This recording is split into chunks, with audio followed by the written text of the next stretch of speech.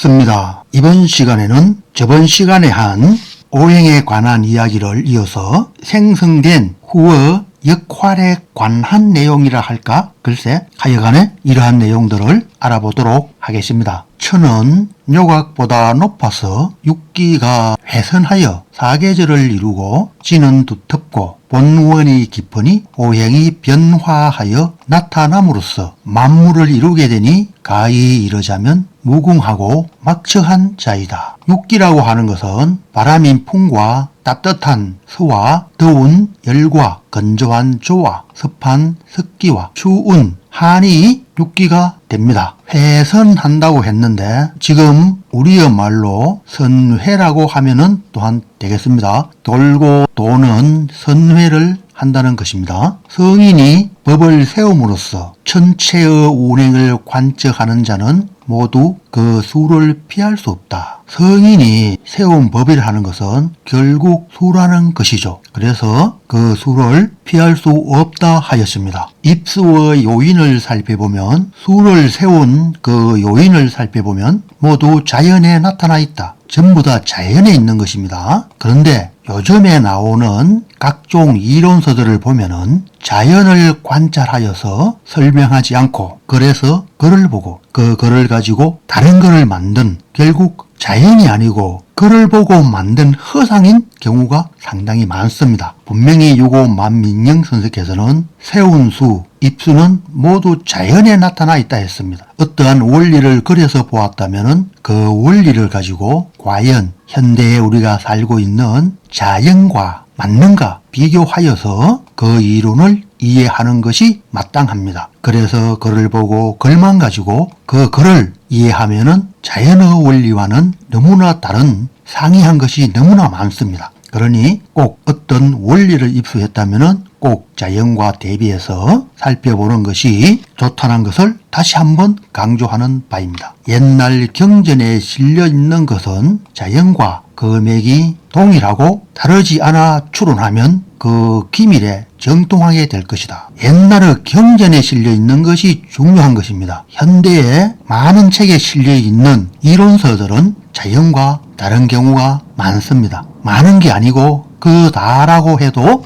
과언이 아닙니다. 옛날 경전에 이야기한 것을 추론하여서 자연과 대비해서 결론을 내면은 바로 거기 정통한 것이 되는 것입니다. 궁이 통하여 그것이 변하지만 모두 수 안에서 떼어놓을 수 없다. 이런 수, 이는 화, 삼은 목, 사는 금, 오는 토, 이 모두가 자신의 장소가 있게 된다. 각각마다의 특성이 되는 장소가 있다는 것이죠. 이런 수로서 임수가 되고, 이는 화로서 정화가 되고, 삼은 목으로서 갑이 되고, 사는 금으로서 신이 되고, 오는 토로서 무가 되는 것입니다. 이렇게 되는 수가 생수라고 하죠. 수는 북방이고 자의 이치로 자는 양의 초로 양의 시작이 된다. 자수가 양이 되는 것입니다. 양기가 이때부터 발생해서 일어나게 되었다는 것이죠. 간목이 해수에서 생하기 때문에 해자, 자는 양이 됩니다. 간목은 목으로서 양기에 해당하는 거죠. 그래서 자수는 양의 초로, 양의 시작이 된다 했습니다. 하지만 그 씨앗은 해수에 있는 것입니다. 그 수는 일에 해당하고 양의 수가 된다. 인수가 되는 것입니다. 화는 남방으로 오의 이치가 되고 오는 음의 음의 시작이 된다. 이렇게 삼명통의 해독 1권 오행 생성 50페이지에 보면은 실려 있고 또 다음의 내용을 살펴보겠습니다. 이는 음호수가 된다. 이는 음호수로서 십간으로 이야기하면은 정화에 해당합니다. 그래서 화는 이가 된다. 목은 동방에 거주하고 동은 양이 되고 삼은 홀수가 된다. 삼은 십간으로 갑이 됩니다. 그래서 목은 삼이 된다. 금은 서방에 거주하고 서쪽은 음이 되고 사는 짝수로 또한 음에 속한다. 신금이 되는 것입니다. 신사가 되는 거죠. 그래서 사는 금에 해당한다. 신사가 되는 거죠. 토가 해당하는 곳은 서남 장하가 되고 오는 홀수로 또한 양이 된다. 그래서 토는 오가 된다. 무토를 이야기하는 거죠. 이 수는 결국 아까 이야기했지만 생수가 되는 것입니다. 이렇게 논하게 되어 즉 수는 음양으로서 나누어져 걸맞게 된 자이다. 그렇죠? 일은 임수로서 양이 되고 이는 정화로서 짝수이면서 또한 음간이 되죠. 3은 갑으로서 양이 되고 수 또한 삼으로서 홀수가 되어서 양이 되는 거죠. 이렇게 된다는 것입니다. 수는 일에서 생한다. 이 말은 수는 처음 생한다. 다른 어떤 오행보다 처음인 일이다. 이 말이죠. 천지가 나누어지기 전에 만물이 이루어지지 않은 초로 수보다 먼저 태어난 것은 없다. 그래서 영추경에 이르기를 태어른 수허 존호로 처음은 천지의 모가 되었고 후에는 만물의 권원이 되었다 하였다. 현재의 정음에 초목의 씨앗과 열매가 아직 싹이 나오기 전과 사람과 벌레의 태란, 태배가 되는 것이 모두 수에 해당하는 것이니 열매의 씨앗, 사람의 태, 벌레의 태, 태란, 태배가 전부 수에 해당한다는 것입니다. 그러니까 다시 말해서 남자의 정액이 무엇이냐? 바로 수라고 하는 것과 같다는 것이라는 것입니다. 다음을 또 보면은 어째 일이 아니겠는가? 그 수의 무리에 어떤 작용이 생기게 되면 형질화 되는데 물질이 된다는 말이죠. 수에 어떤 작용이 생겨서 형질화, 물질이 된다는 것이죠. 음양의 기가 갖추어지지 않으면 안 된다. 곧 음양이 존재하여진 후에 형질이 이루어지게 된다. 형질이라는 말은 결국 물질을 이야기하는 거죠. 음양에서 물질이 발생하게 된다는 것입니다. 남자와 여자에서 각각 교류하는 물질이 결국 음양으로서 인간이라는 형질이 발생한다는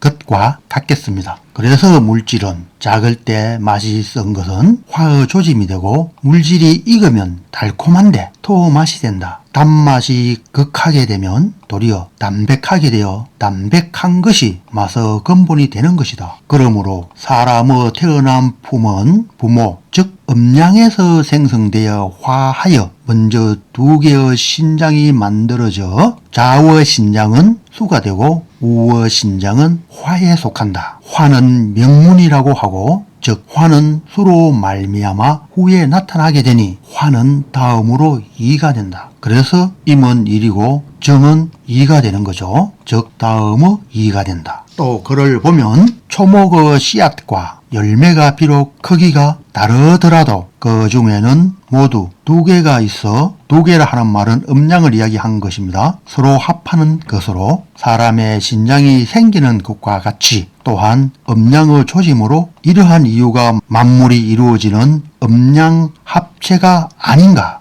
다음의 내용을 보면은 이러한 까닭에서 만물이 음양의 합체가 아니고서는 생화가 불가능한 것이다.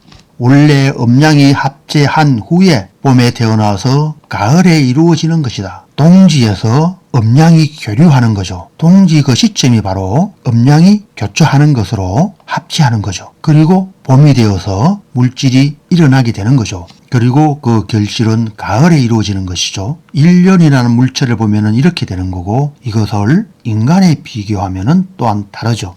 음양이라 하는 것은 남자와 여자가 되고 합체라 하는 것은 부부의 교집이 되는 거죠. 그러한 연후에 약 10개월을 지나서 태어나게 되는 것인데 그 태어나는 것이 바로 1년을 비교하면은 봄이 되고 인간을 비교하면은 출산이 되는 거죠. 이러한 상적 개념이죠. 인간과 1년이라는 그 과정은 다 갖게 되는 거죠. 이러한 것이 곧 형상일 수밖에 없죠. 확률이죠. 그리고 다음 차례여 3은 목이 되고 다음은 4는 금이 된다. 그래서 수는 소속, 수를 소속이라고 했는데 이 속이라 하는 것은 속한다. 이런 말이죠. 내가 거기에 속한다. 즉 무리가 되는 거죠. 수는 밑으로 가라앉아서 모여서 무리를 이루는 것. 이것이 수의 특성이 되는 거죠. 그렇잖아요. 세상에 퍼져 있던 전기가 창기운을 맞으면 엉겨서 물이 되고 그 물이 흘러서 다시 바다로 흘러가게 되죠. 전부 모이는 거죠. 그래서 속이라는 것입니다. 화는 소장, 화는 소장이라고 하였는데 이 장자는 감출장자죠. 감추는 곳이 화이다. 어떻게 감추어지는 것이죠? 화는 밝은 것인데 어떻게 감추어지죠? 그런데 필자가 이 장자를 많이 연구하여 보니까 이 장자는 무성하다 이런 의미도 있습니다. 아마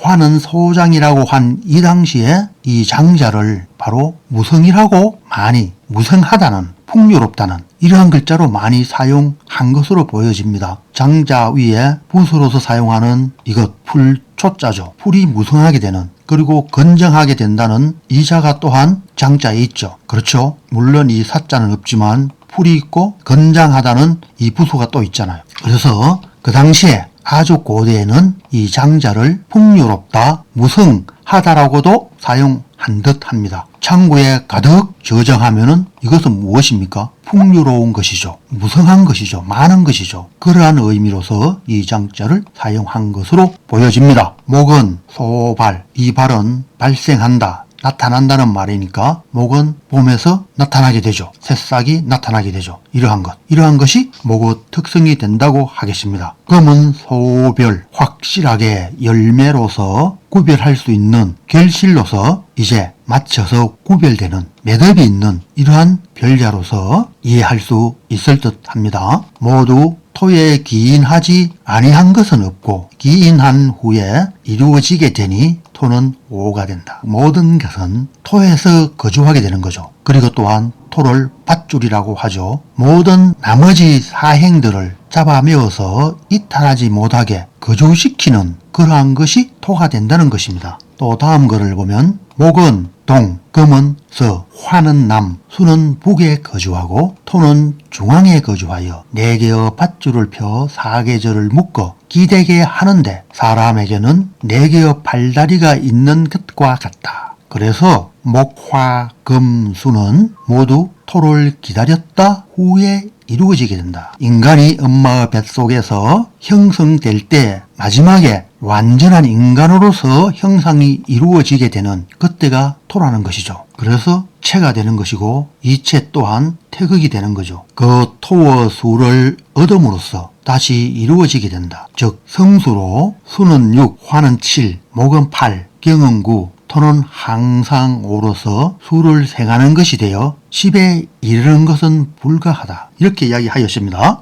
이 말은 성수죠. 위에 말한 것은 생수가 되고 토의 수를 얻음으로써 이 말은 무토를 이야기한 것이고 이 밀이 무토를 얻음으로써 그 수는 계육이 되고 다음에 정이가 무토를 얻음으로써 다음은 병칠이 되고 다음은 갑삼이 어떻게 해요? 무토를 얻음으로써 얼팔이 되고 다음 신사가 무토를 얻음으로써 금구가 되고 이렇게 되어서 물질이 완성되므로 그 수는 10이 되고 하나의 물체가 되고 이 또한 0이 되는 거죠. 토는 기다리지 않고 벌써 10을 이루게 된 수가 된다. 실제 자연의 물질 형상이 방금 이야기한 이런 생수와 성수로서 이루어진다는 것입니다. 물질이 생성되는 수가 되는 거죠. 실제 인간이 이러한 수의 원리에 의해서 또한 엄마 뱃속에서 만들어진다는 것입니다. 이 수는 또한 무엇이냐? 오장육부, 팔다리 이러한 것이 되겠죠. 이러한